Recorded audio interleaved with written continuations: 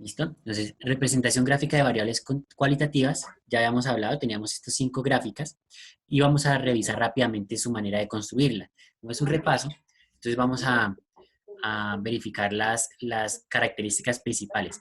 Entonces, diagrama de barras. Tenemos que nuestro diagrama de barras,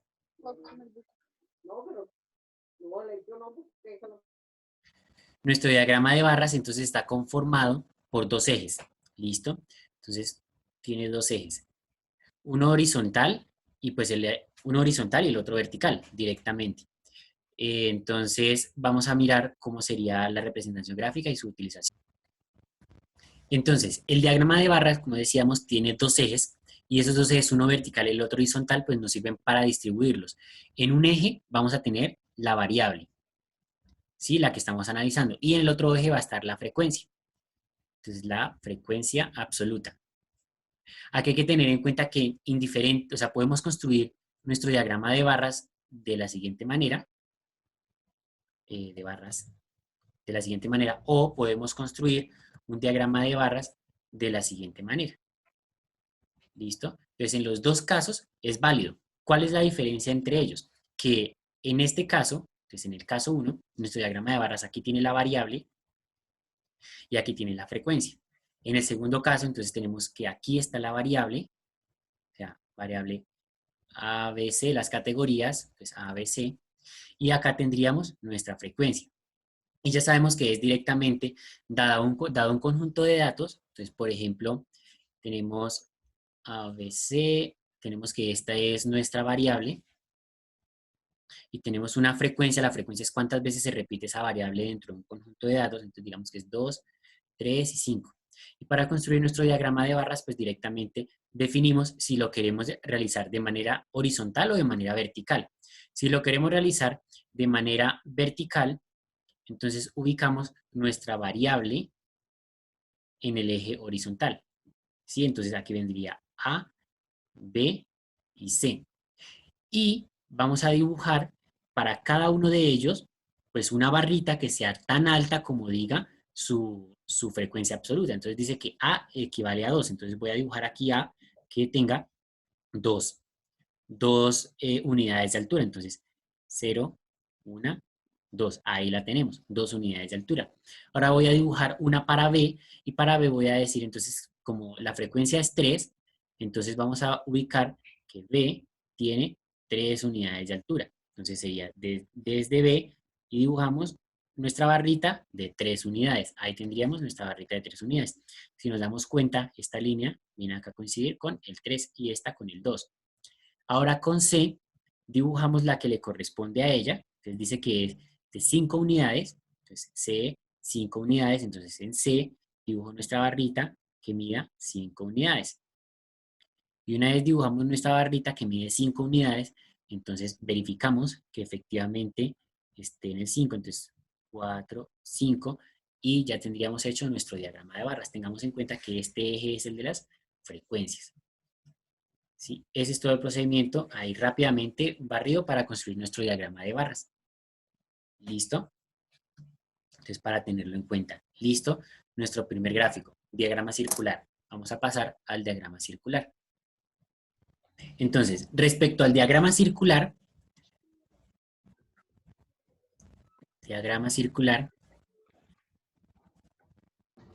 tenemos que es el otro gráfico que es utilizado con mayor frecuencia.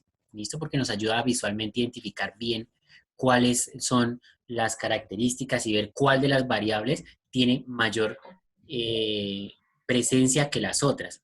Entonces, para el diagrama circular debemos tener en cuenta que se debe dibujar cada una de las porciones debe ser proporcional a la frecuencia, de cada una de las variables, ¿listo? A cada una de las categorías. Entonces, cada porción debe ser proporcional a cada categoría o a cada opción de respuesta o a cada uno de los aspectos que estuvimos analizando. ¿Eso qué quiere decir? Que si en mi conjunto de datos, entonces tengo categorías o variables, y tenemos acá nuestra frecuencia, si a la categoría A le corresponde un número más grande que a la categoría B, pues necesariamente el espacio de A, el que vamos a marcar para A, tiene que ser más grande que el de B. ¿Listo? ¿Cómo aseguramos que eso se cumpla? Pues aseguramos que eso se cumpla a partir de una fórmula. Entonces, ¿cuál es la fórmula que vamos a tener en cuenta? Vamos a calcular el número de grados que le corresponde a cada frecuencia. Número de grados lo vamos a calcular multiplicando. Entonces, multiplicamos la frecuencia por 360 y lo dividimos entre el total de datos. ¿Listo? Vamos a hacer la representación con esta información. Voy a agregar acá otra categoría, digamos que vamos a trabajar con 5. Listo, con esos datos. Vamos a hacer el diagrama de barras para esta información. El diagrama circular, perdón. Entonces, ay, por Dios, pues quitamos esto para poder dibujarlo ahorita en ese mismo lugar. Entonces, ¿qué debo hacer? Debo calcular para cada una de las categorías su respectivo ángulo. Es decir, aplicarle a la categoría A, a la categoría B y a la categoría C esta fórmula. Entonces, vamos a hacerlo. Para A, entonces, voy a trabajar aquí en la parte derecha. Para A, entonces sigue, dice que para A el número de grados es frecuencia. ¿Cuál frecuencia? La de A. La frecuencia de A es 10, entonces coloco 10 por 360. Ese 360 no va a cambiar porque es la cantidad de grados que tiene toda la circunferencia. Entre el total de datos. Ese total de datos pues es la suma de todas las frecuencias. O sea que aquí tenemos que es 17. O sea que aquí es 17. Hago esa operación, entonces multiplicamos 10 por 360 y el resultado lo 2060. dividimos entre 17.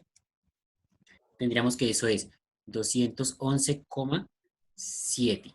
Listo, grados. Ahí siguen más decimales, pero podemos hacer una aproximación, ya que nuestro transportador por lo general no trae decimales, entonces pues tampoco nos sirven más cifras si no lo vamos a poder dibujar a mano.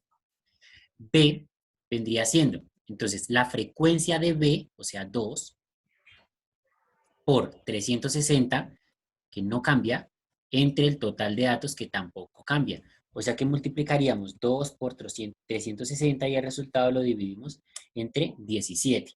Y tendríamos entonces un resultado de 42,3 grados aproximadamente. ¿Listo? Lo mismo vamos a hacer para C.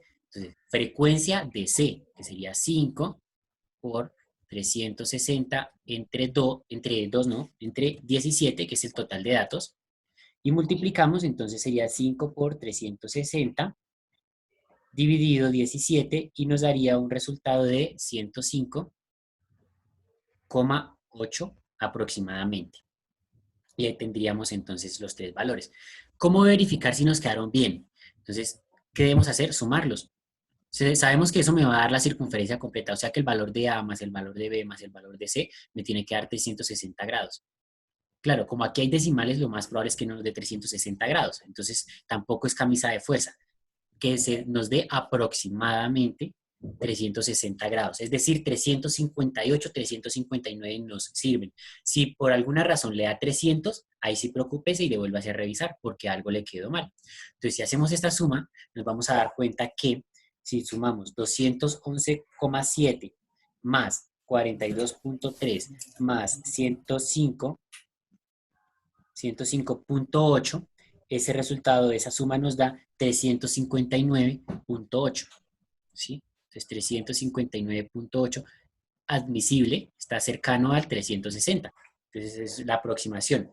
Luego, ¿qué hacemos con esos valores? Entonces dijimos que el de A era 211,7, el de B 42,3 y el de C 105,8. Esos tres valores hay que dibujarlos. Entonces, ¿qué hacemos? Venimos a nuestro diagrama circular, a nuestro círculo, trazamos un radio donde quiera, trazamos un radio donde usted desee. ¿Listo? Yo lo dibujé ahí, pero pudo haber sido aquí hacia abajo, hacia la izquierda, hacia la derecha, hacia arriba y diferente. Lo que usted va a hacer desde ese lugar es colocar su transportador y a partir de ese radio que acabo de dibujar va a marcar cualquiera de los ángulos que tiene ahí. Entonces, por ejemplo, yo voy a empezar marcando, eso se hace con el transportador, ¿no? Entonces, lo hacemos con el transportador, digamos que ahí me da el 42 grados. En el transportador no hay decimales, entonces, pues, aproxímenlo, es 42. Luego, ¿qué hago? Desde cualquiera de esas dos líneas dibujo otro. Entonces, cualquiera de los otros dos. Entonces, voy a dibujar a partir de la primera el de 105. Entonces, el de 105 ya sabemos que nos va a dar... Eso es mucho, muy grande. De 105 nos va a dar algo así.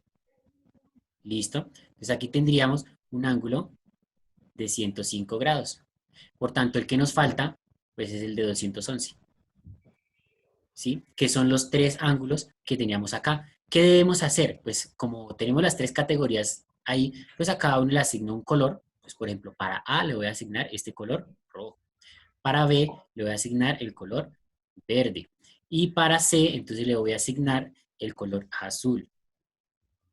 ¿Y qué hago? Pues a cada uno le coloreo con su respectivo color. Entonces el de 105 es el azul. Entonces el de 105 es el azul. Listo. El coloreado, completo. ¿Listo? El de 211 es el rojo. Entonces el de 211 es el rojo. Ya quedó. Y el verde es el de 42. Entonces el verde es el de 42. Listo. Ya quedó nuestro diagrama circular.